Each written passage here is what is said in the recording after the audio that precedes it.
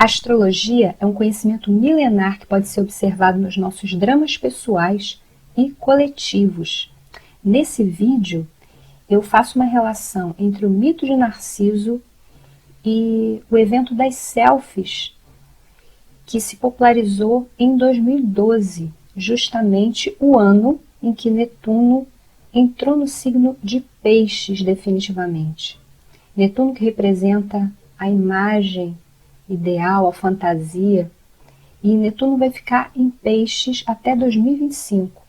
Confere nesse vídeo a relação entre a imagem ideal e a realidade possível, uma relação entre Netuno e Saturno. Confere o vídeo. O mito de Narciso, as selfies fatais e a relação Netuno-Saturno. A gente vai ver a relação desses arquétipos, Netuno e Saturno, no mito de Narciso, nesse drama contemporâneo, nesse evento das selfies, que levam pessoas que querem fazer seus autorretratos em locais de risco à morte, e a relação de um de outro com esses arquétipos. Narciso é um mito muito popular. Eu penso até que Freud ajudou a popularizar com um conceito de narcisismo desde 1914, falando da relação objetal, narcisismo primário, secundário. E quem não conhece também a história do jovem que se apaixona pela própria imagem refletida na água, morre e se transforma numa flor. Existem várias versões, como em todo mito, mas a mais conhecida é a do poeta latino Ovídio, desde antes de Cristo, que é a que a gente vai se referenciar aqui. E você pode ter acesso na obra do Junito Brandão, onde essa versão é citada, no Mitologia Grega, volume 2, a obra do Junito, e os 3 volumes da obra Mitologia Grega, do Junito, eles podem ser baixados na internet, em PDF, gratuitamente, você pode acompanhar outros mitos também. E várias abordagens podem ser feitas. A gente pode olhar de várias maneiras para esse mito, mas a leitura que a gente vai fazer, a leitura junguiana, é seguindo o conceito da tensão dos opostos. O Jung, ele percebeu a polaridade da psique, percebeu que é a partir da tensão dos opostos que a psique se desenvolve. Ele olhou para mitologia, para a filosofia oriental, para os estudos da alquimia, relacionando esse conceito e desenvolvendo esse conceito. Então, a pessoa pode ficar dilacerada na tensão dos opostos, consciente, inconsciente, masculino, feminino, ou integrar. E a integração é um trabalho de uma vida inteira. A integração desses opostos na consciência, então, na elaboração dessa tensão que a gente vai falar. E o inconsciente limitado que Netuno representa e os limites como impulso na diferenciação do eu consciente que Saturno representa é que a gente vai relacionar como opostos. A dissolução que Netuno representa e a estruturação que Saturno representa. São 2 arquétipos, esses planetas, eles estão no mapa de todas as pessoas e dizem respeito a essa polaridade. Inconsciente limitado, limite como impulso na diferenciação do ego consciente. Para compreender melhor essa polaridade, Netuno rege o signo de Peixes. E a fotografia, a música, a poesia, o cinema, o sagrado, o campo sutil das imagens do inconsciente, o perfume, os gases tóxicos, os medos inexplicáveis, a vítima e o sacrifício fazem parte do reino de Netuno. Então essas situações a gente diz que são situações netunianas. Netuno foi descoberto em 1846 em meio a mistérios. Astrônomos deduziram a existência dele por causa de pequenas perturbações na órbita de Urano. Então, palavras-chave de Netuno: dissolução do eu, refinamento, inspiração, idealização, decepção, confusão, ilusão, fantasia, são palavras-chave de Netuno. Saturno rege Capricórnio. E o planeta Saturno, ele representa os limites, ele é o último planeta visível a olho nu. Depois dele, só usando telescópio. Então, Saturno representa esse limite do visível.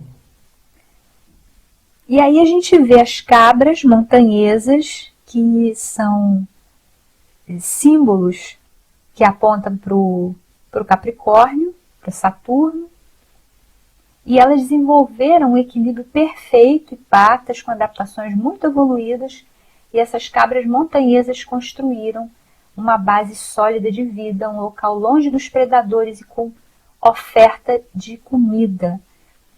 Vamos lembrar que a mandala tem 12 casas e a 10ª casa, que é regida naturalmente por Saturno, a casa de Capricórnio, é a parte mais alta do mapa.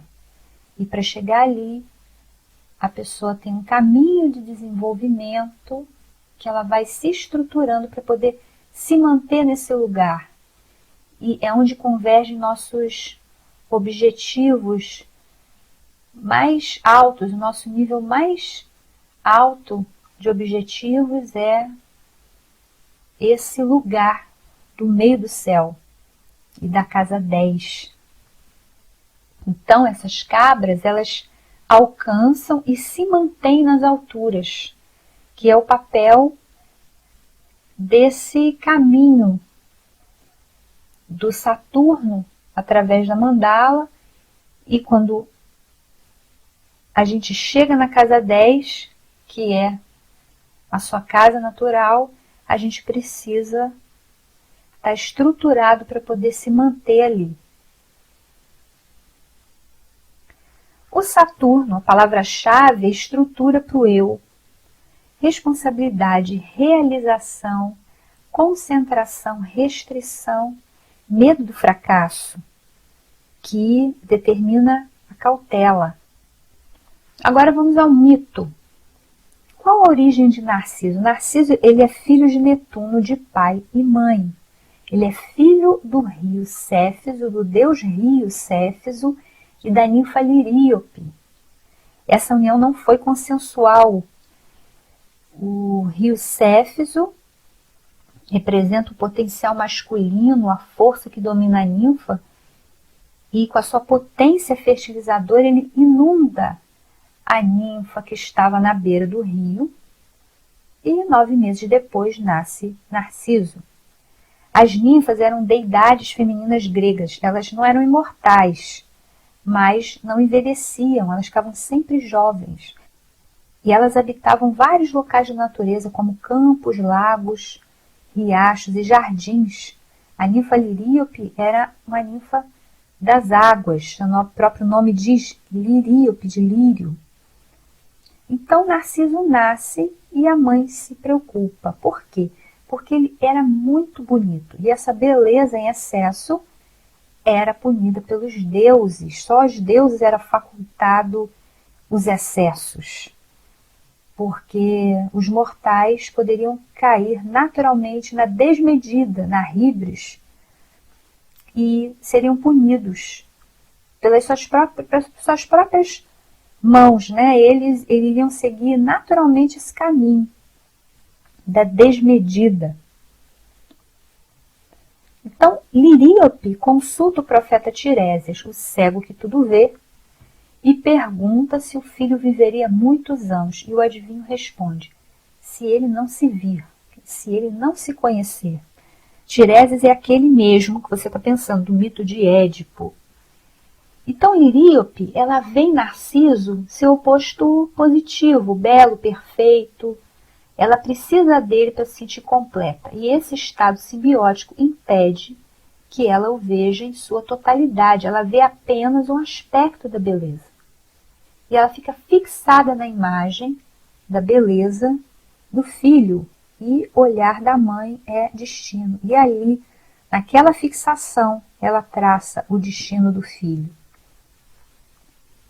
Vamos imaginar que essa resposta do profeta, se ele não se conhecer, e ele viveria muito se não se conhecer, poderia ser, se ele se conhece, ele se desenvolve, sai da simbiose com a figura materna e morre para a infância.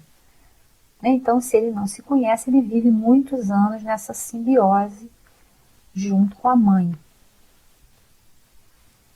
E Narciso se torna, como Liríope imaginava, um jovem muito bonito, desejado por deuses e humanos sem corresponder ao afeto de nenhum. E um dia, em uma caçada, ele se perde de seu grupo na floresta.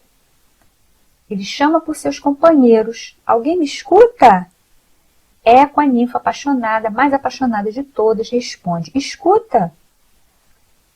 E Narciso convida: juntemo-nos aqui.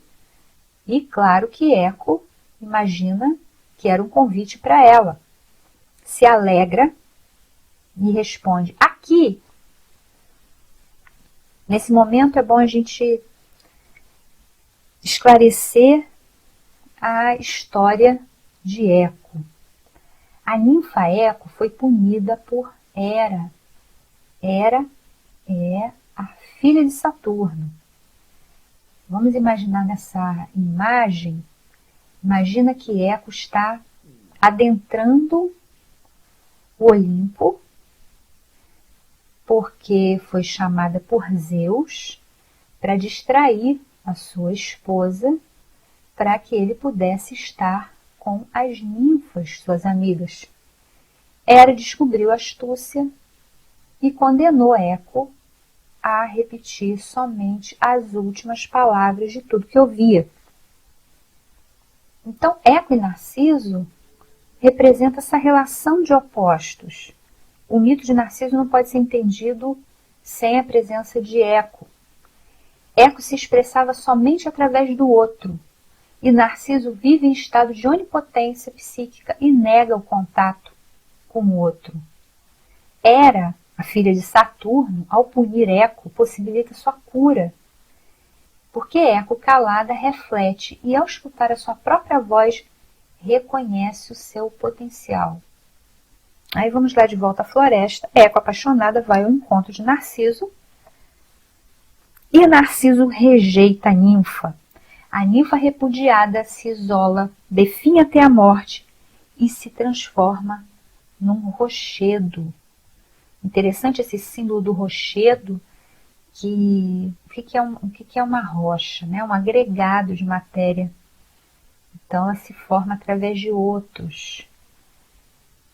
A rejeição de Eco representa em Narciso a sua dificuldade de crescimento, seu desejo de se manter no paraíso primordial, na simbiose com a mãe na unidade onde não existe a tensão dos opostos e faz com que ele fique estagnado no seu processo de amadurecimento, seu processo de individuação estagna.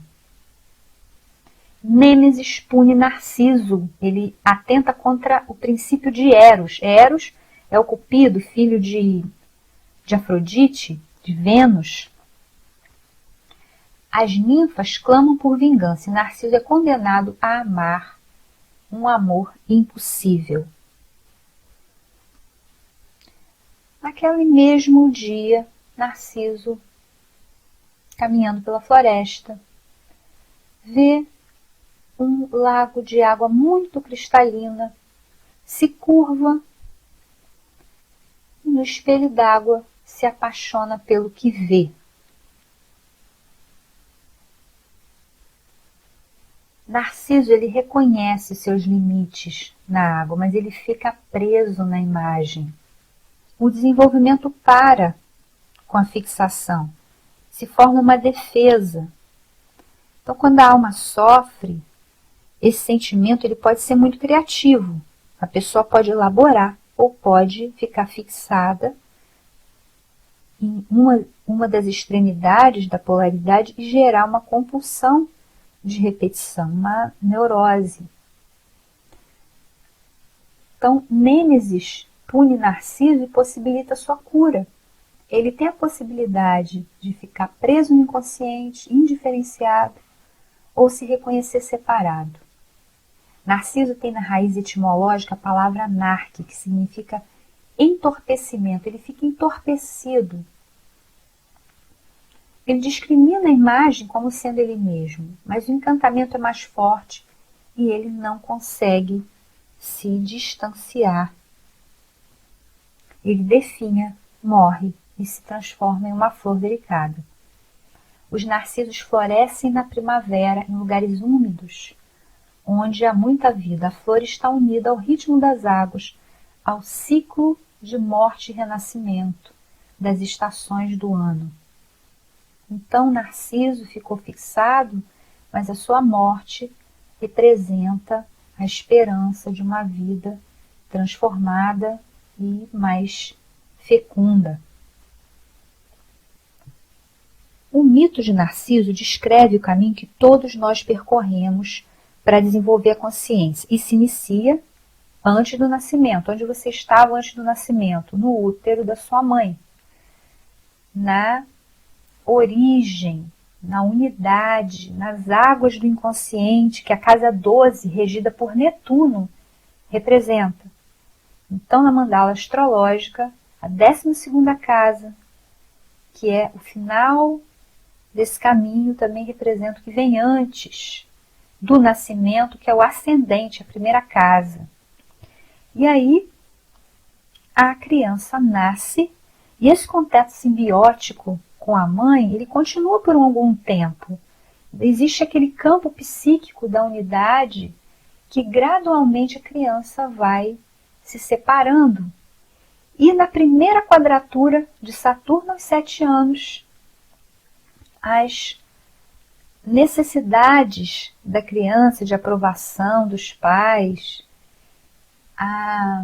as pequenas responsabilidades, ela começa a ser inserida na vida social, ela tem obrigações, algumas obrigações, comer sozinha, escovar os dentes sozinha, começam a nascer os dentes permanentes, então muita mudança também no nível fisiológico acontece e a criança começa a ser perguntada, né, o que ela vai ser quando crescer. Aí ela descobre que não é nada, né, ela tem que ser alguma coisa quando crescer para atingir aquela 10ª casa, né, da mandala, que é quando a gente amadurece, se torna adulto e começa a contribuir para a sociedade. E aos 14 anos ocorre a primeira oposição de Saturno. Então, de 7 em 7 anos até Saturno fazer sua volta completa, mais ou menos aos 29 anos, ele vai indicando essa estruturação do ego. E aos 14 anos ocorre tensão, muitas dúvidas, porque a oposição é a distância máxima entre um ponto e outro, e aí a criança se confronta com a autoridade, né, dos pais, a aprovação do grupo começa a ser importante, a rebeldia começa a se intensificar por conta da individualidade que começa a se estabelecer. O adolescente ele repete alguns mantras, né? Você não manda em mim. E essa rebeldia é muito saudável para que ocorra a diferenciação. E Narciso está com 16 anos no mito. Então essas fases elas não foram demarcadas, né? Ele chegou aos 16 anos se deparando com aquele espelho d'água, que a gente pode fazer relação depois com o mito contemporâneo, que é a lente do celular. Então nós avançamos em direção ao afastamento desse paraíso e caminhamos em direção à fase adulta. Então é preciso adquirir autonomia, se adaptar às regras da sociedade, aprender a se relacionar com o grupo e as leis, né, do mundo adulto e ir ao encontro do parceiro. Então Narciso ele estagna seu processo de crescimento repudiando o eco. As temáticas do mito de Narciso são muitas, né? Então a gente viu egoísmo, vaidade, orgulho, projeção, frustração, desencontro nas relações, ilusão, sombra, transformação, autoconhecimento. São temáticas inerentes à natureza humana, como também as consideradas patológicas, né? A dependência química, a depressão, que é perda do sentido da vida, a dependência química, esse estado de onipotência que é ocasionado por um ego muito frágil e a pessoa entra no estado de fixação e de repetição, né? O vício, a compulsão de repetição, a anorexia, que é um distúrbio alimentar, mas também está relacionado à distorção da imagem. Então são temáticas muito netunianas. A nossa temática é a passagem do estado de indiferenciação do inconsciente para a diferenciação da consciência individual, a transição da infância para a juventude e a relação entre a imagem ideal que Netuno representa e a realidade possível que Saturno aponta. Então a gente vai agora ao drama relacionado ao mito, ao drama no contemporâneo. A entrada definitiva de Netuno em Peixes aconteceu em 2012.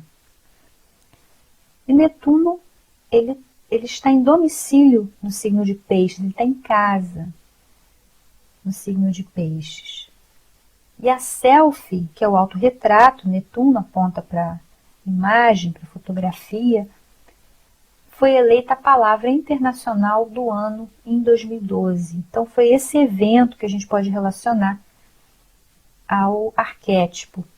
A palavra foi integrada ao dicionário Oxford em 2013 e a citação, segundo pesquisas, na rede aumentou 17.000% em um ano. Então a selfie já existia, mas foi em 2012 que ela tomou vulto. A primeira fotografia foi em 1826, a primeira foto revelada. E muito interessante que Netuno, que é a imagem, estava no signo de Capricórnio, que é a materialização. Então a materialização da imagem se deu quando Netuno estava no signo de Capricórnio. Quem ocupa esse lugar de primeira selfie é o fotógrafo sueco, mas em se tratando de Netuno, as coisas podem não ser o que parece, né? Então, outras selfies concorrem também. Se você fizer uma pesquisa no Google, vão aparecer outras, mas essa é interessante porque foi em 1850 quando Netuno estava no signo de Peixes também. Essa pesquisa das selfies fatais por idade, que foi feita em 2014, das mortes acidentais por selfie, ela indica um resultado interessante que aponta para o arquétipo de Saturno, que a maior prevalência de mortes é a exata idade de 21 anos, quando ocorre a segunda quadratura de Saturno, quando os jovens são testados no mundo adulto, quando eles têm que assumir escolhas e encontrar um espaço na sociedade. 75% dos homens são as vítimas. Apesar das mulheres fazerem mais selfies, são os homens que morrem. E a incidência maior de morte, a causa é queda de grande altura. Vamos lembrar de Saturno regendo a parte mais alta do mapa, onde a gente precisa se estruturar para chegar ali e se manter ali. E a segunda causa de morte é um tema netuniano, é afogamento. Então, primeiro é o tema saturnino, queda de grande altura, e um tema netuniano, afogamento. A campanha da Rússia, após as mortes e mais de 100 feridos, foi pela conscientização das selfies seguras em 2015, quando Saturno estava quadrando Netuno. Então, Saturno representando o Estado, conscientizando a massa, né, Netuno, quanto às responsabilidades de fazerem selfies em lugar seguro. O que está por trás da procura pela selfie perfeita? Aí a gente vê essa imagem muito impactante, né? Esse bichinho está com uma cara perplexa, está muito traumatizado.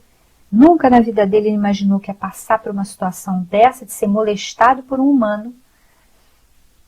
E o que pode estar por trás disso? A sombra de Netuno, poderia a gente pensar, o modismo da sociedade massificada, a ilusão coletiva de sucesso, ilusão de integração com os outros, estado semelhante à embriaguez, inconsciência e alienação.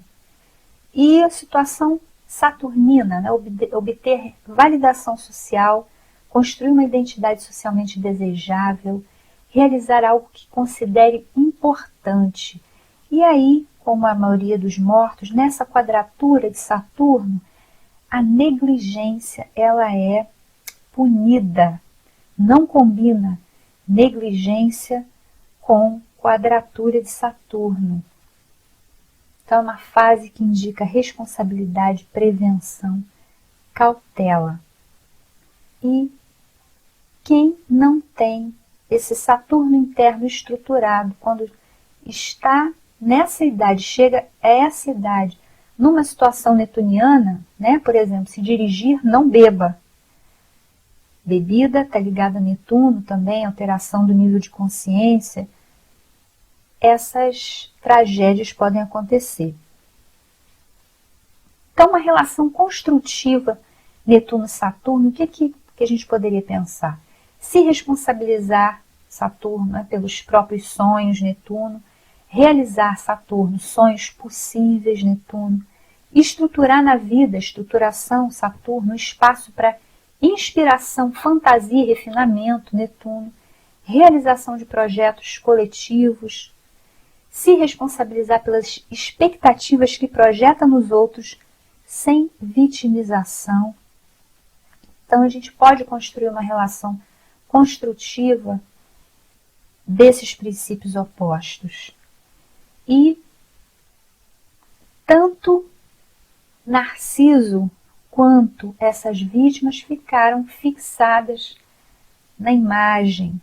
E a gente agora vai ver o exemplo do poeta e astrólogo Fernando Pessoa, do que é fantasiar tendo noção do próprio limite.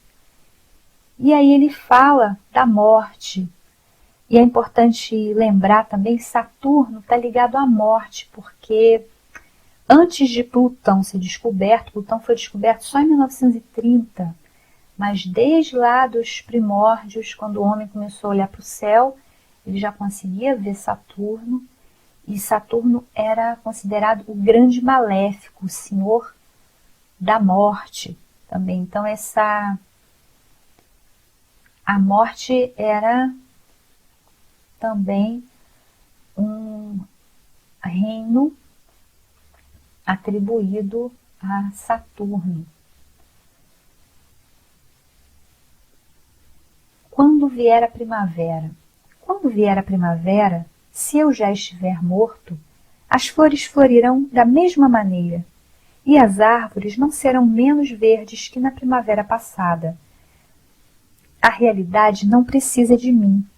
Sinto uma alegria enorme ao pensar que a minha morte não tem importância nenhuma. Se soubesse que amanhã morria e a primavera era depois de amanhã, morreria contente, porque ela era depois de amanhã. Se esse é o seu tempo, quando havia ela de vir senão no seu tempo? Gosto que tudo seja real e que tudo esteja certo. E gosto porque assim seria, mesmo que eu não gostasse. Por isso, se morrer agora, morro contente, porque tudo é real e tudo está certo. Podem rezar latim sobre o meu caixão se quiserem.